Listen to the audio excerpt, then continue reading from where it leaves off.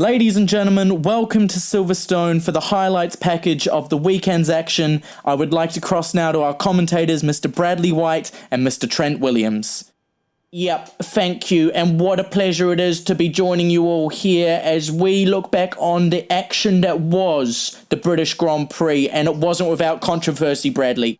No, it wasn't, and we're about to see what it's all about here as we see, once again, early movement in the Ferrari garage. MrBenku comes out to set his time, and what would be the first time of the weekend. And let's just have a look here at the initial time set by the field.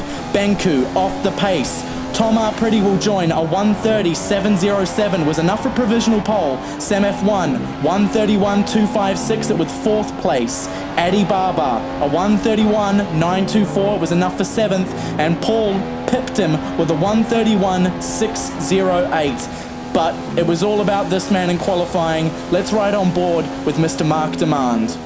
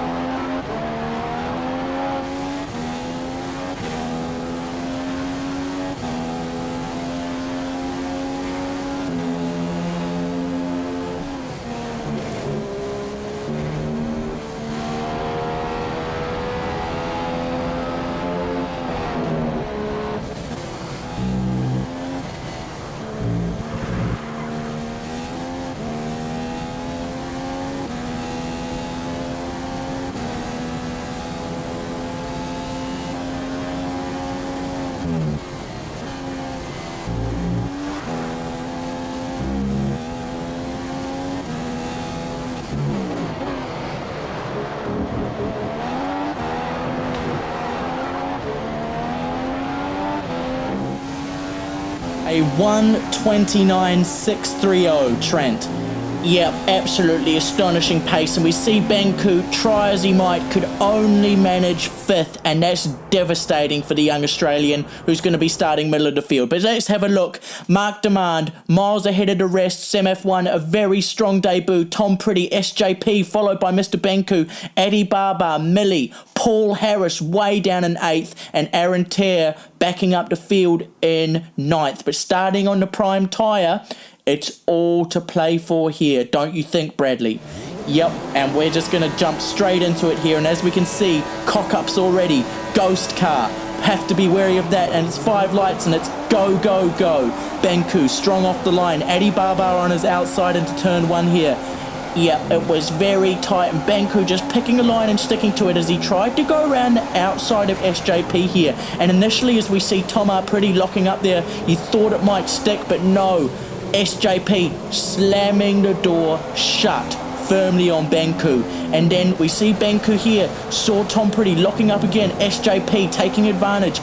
Dicey stuff on the first lap here, and this was crucial really because we see here Paul Harris getting a very good exit there, and he's on Benku's inside. And Benku, I mean, we saw what happened in China when Paul went down the inside. I mean, he just took him clear out. A lot more caution shown here.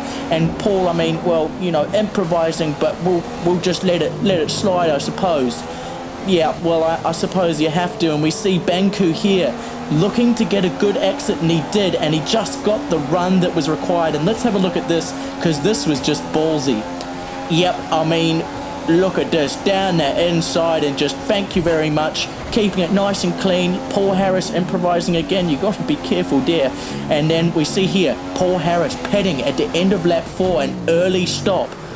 Yep, an early stop indeed by Mr. Paul Harris. And we see MrBenku coming in lap 6 to fit the prime tyre. And let's just have a look here. It was a clean stop from the Ferrari boys. And now it's all about chasing down Paul. And look at this, just about goes into the back of him. And I don't know how he did this. Yep, I mean, this was clinical. I mean, look at that, down the inside and just making it stick. I mean, he really did force the error from his teammate there.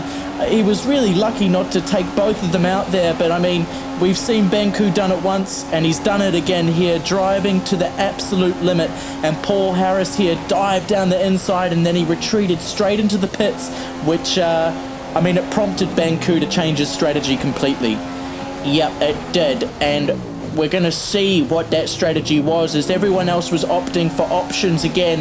Benku just opting to go on the primes again and really stick it out, and we see the Ferrari boys here once again, immaculate work, as we see SJP setting the gauntlet with a 131. Absolutely electric he was.